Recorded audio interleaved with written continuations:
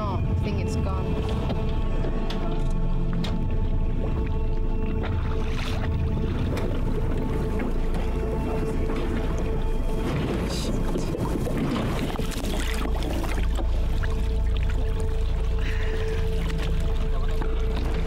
Because counting that the skull is missing, this is 1.20 meters. The size of a vaquita bird is 1.5 meters.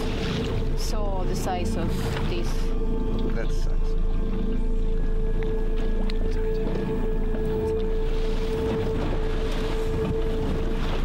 This will be the fourth dead one I've seen. Never seen a live one.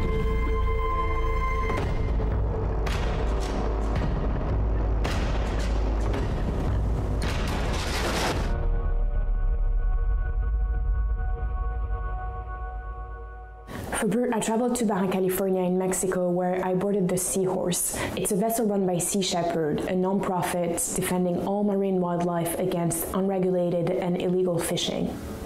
There were 19 of us on board. Everyone is in their 20s and 30s and comes from around the world. They volunteer their time for weeks, sometimes months at a time, and I wanted to spend a few days here to understand their commitment as well as the importance of this mission. It's great to have you guys on board. For those of you who don't work on ships normally, be vigilant at all times. So if you're on watch, be awake, be alert. Like if something goes wrong, you are being relied on to report it to someone else. And there's a lot of crew that's not on duty, that's sleeping. So when you're on duty, be vigilant. We are in an area that could be potentially dangerous, and we are on a ship, okay? Then obviously no alcohol, no drugs, and no smoking. We are gonna go underway and start monitoring the ZTA. The ZTA is a zero tolerance area, okay? That is an area that no one is allowed to fish in or do any of those activities, okay? And our role here is to make sure that no one is putting nets in the water. So that is going to be our goal for the next few days or foreseeable future. I discovered Sea Shepherd while I was at university studying biology. 2 months after, I was already here. So over here we have the vaquita refuge outline. The vaquita population studies are done through acoustics. So the scientists put down some hydrophones and then they analyze the data. Because they're really difficult to see on the surface, the sea has to be really flat. They're really shy animals that go away from boats and from the noise. Can you show me what it's like the sound? Do we have access to that? Yes, I actually have.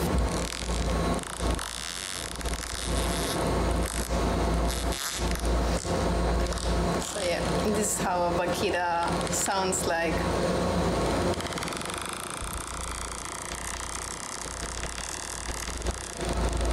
I was not expecting that. The high frequency sounds, yeah. So all the vaquita corpses that had been retrieving, all the necropsies, they were healthy, they didn't have any disease, they had food on their stomach, so their decline is solely because of the entanglement in fishing gear. Fin shape, then a porpoise shape. This is a skeleton of a porpoise. It is like that. That's the skeleton of a vaquita. The vaquita is a small porpoise that is endemic to this part of the Gulf of California. And it's so critically endangered that there could be as little as 6 of them left. But no one's fishing the vaquita intentionally. They're bycatch. Fishermen are going after the totoaba, a fish about the same size. Its swim bladder is highly valued in traditional Chinese medicine, which has created a black market tied to organized crime with deadly consequences for all of the marine animals that live here. I have a seed, 1.7 meters. They call the totoaba the cocaine of the sea. So even people that were not fishermen were jumping to pangas with nets to the sea to try to catch totoabas because the value for their twin bladder was higher than gold. If the butcher got this, probably he will be very happy. He's going to be very upset because he lost the net and the twin bladder of this totoaba, so he lost thousands of dollars.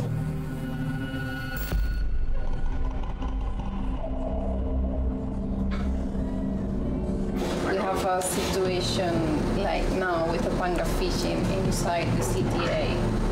Which all of this is illegal what they're doing, right? Yes. We noticed the panga stopping inside the ZTA, and on closer inspection we saw that they are putting out fishing nets.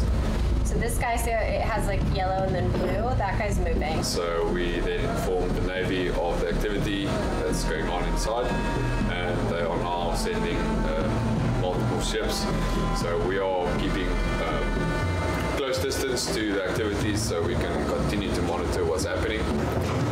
I see the defender just approach the panga. They seem to be speaking while they retrieve their nets out of the water. I think they also sometimes just take their chances, you know, see how far they can get or how long it's going to take before we get to them. Is it leaving? Looks like it, right? Yeah, it kind of looks like they're starting to take off. It's where they're like... Oh, we're going to see how this shakes out. The Defender is also on his way. What's that? The Defender is a smaller naval vessel that is more agile and able to move more freely.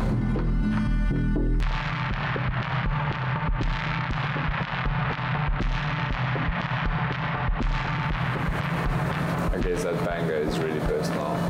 Oh, yeah. Definitely have nets in their hands. Yes. Yeah.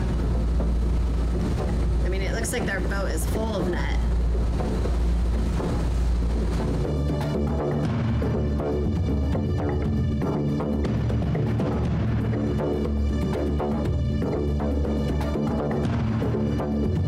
What they do is they work on a two-strike system, meaning the first strike is like a warning and getting the details of the pangas and the people on board, and then the second strike is taking their nets and possibly facing legal action. So it seems to be working because we don't have a lot of fishing inside the ZTA, no pangas. We provide international eyes on this situation, and we inform the world of what is exactly going on in the Vaquita refuge and what we see every day that we're here. This is our chef, Maddie. It smells really good in here. So like every crew member here, during their stay, they will only eat vegan. There's a chef on board, so they have the luxury of having all of their meals prepared. Here we have the heads. This is Pablo. He is our medical.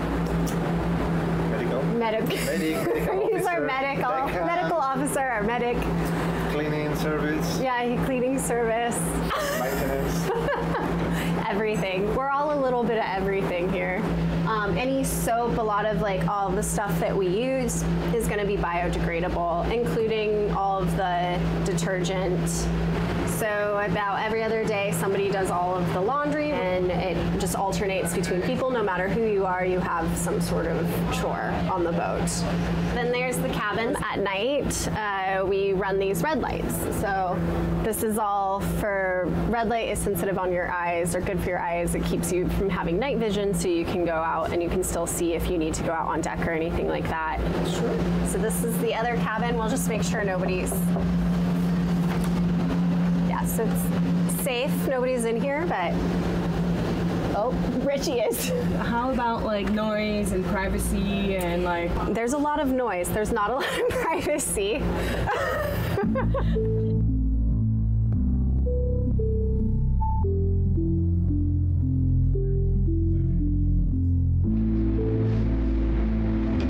The weather just picked up, and that woke me up because the ship is moving a lot. Last night was a bit difficult. Around 3 in the morning, we had some really rough weather. I got really seasick, and was surprised to find out that actually a lot of people on the crew also got seasick. Medic, the cook, there was no lunch prepared this morning. Staying at the end makes it a bit miserable. Huh? To just get used to it? Like, yeah. I didn't. You don't have to tell them that. I have to tell the truth. I'm going to spawn in a ration of rum. Yeah. Good old 1700s. I missed that. I would believe that. Sea Shepherd has been operating in these waters since 2015. They call this Operation Milagro, which means miracle in Spanish. Over the years, they claim to have retrieved 1,000 nets from these waters. There you go, 100 nets done. But their mere presence here has created a lot of controversy. Esa es la mentalidad que debes de cambiar. Estás aquí en un área natural protegida, estás en una zona de refugio. Aquí la cuestión es que ustedes entiendan, que conozcan la problemática que hay.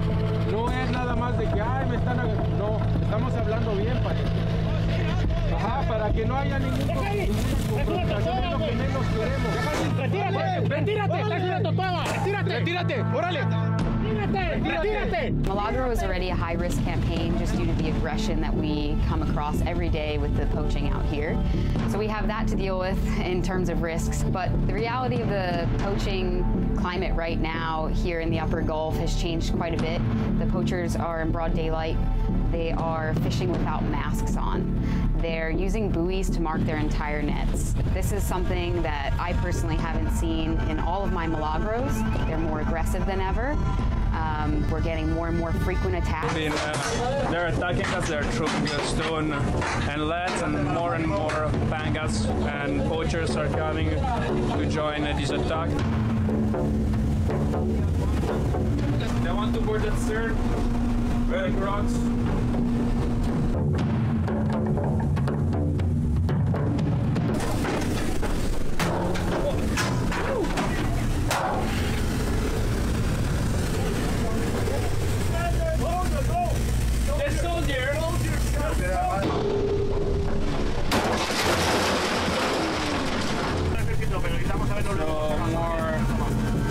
Small boats from the Navy are coming here.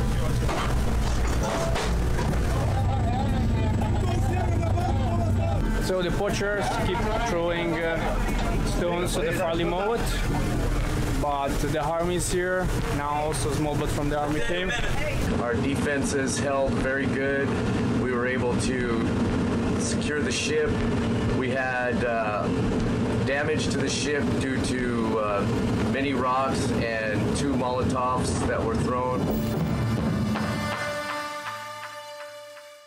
Even though we are all citizens of the world, there's always concerns when you are an international vessel operating inside another country.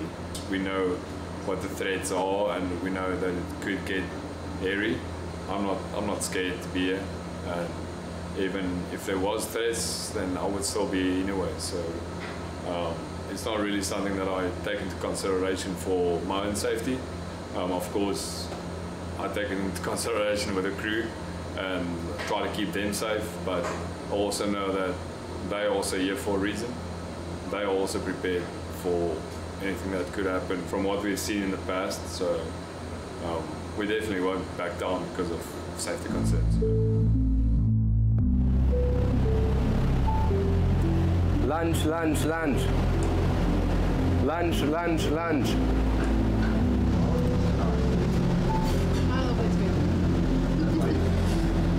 Okay, I'm waiting that there's nothing to do this.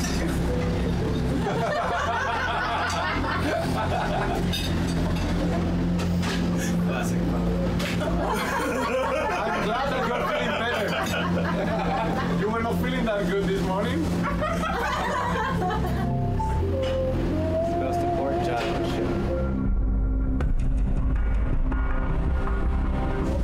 There looks like it's 3 people. So in a case like this, what we just start going towards them to get a better look? Yeah, closer, see if we can figure out if they have nets and what exactly they're doing. Right now it's leaving in the CTA, but they were stopped there for a while, so I still write them down as a potential illegal fishing. Their behavior was suspicious. These ones were, this pango was inside of the CTA, so it was illegal. So this net has a big mesh size that catches flounders, and we saw as well in the animals caught on these nets, like from this panga and a couple more that we were able to film with the drone. We saw also sharks as well, small sharks. Underneath these glitterfish, this looks like different species of rays and also glitterfish.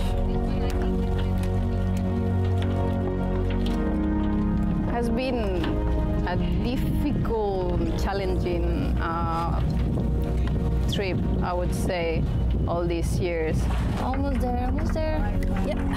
But what also makes me sad, and still makes me sad, is that, of course, vaquitas are not the only animal that die in the net.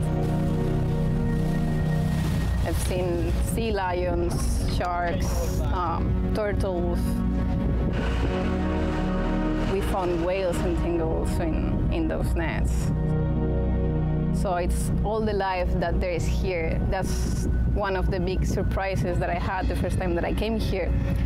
How many different animals, how rich this area is, and sad because they were dying on those nets. I think that we are extremists. People tag environmentalists as people that are taking things out of proportion and that they are exaggerating what is going on. And I think that's also the most dangerous part of all of it is, if you really look at what's going on, we are not exaggerating. We've got some great equipment on this boat that we didn't have on the cutters, and I'm more than happy to explain to you how it works and what we can do with it. And it's essentially an echo sounder on steroids, and you can get 3D imaging of what is going on underwater. We are trying to see what is going on the ocean bottom, see exactly how deep it is, and see if we can find any nets and old ghost net remnants that are left behind, so we can remove them. And our purpose is to fill this area and go up and down until this is completely purple. Over the course of many years, they've taken out hundreds of nets, and now we're having difficulty finding nets. I'm really excited about not finding any nets. I am looking to find nets, and I'm really trying my best, but I haven't found any, so I'm really stoked about that fact. That was. Thank you, everyone. Have a nice day. Right now, the population is still estimated to be between 20 and 6 vaquitas left.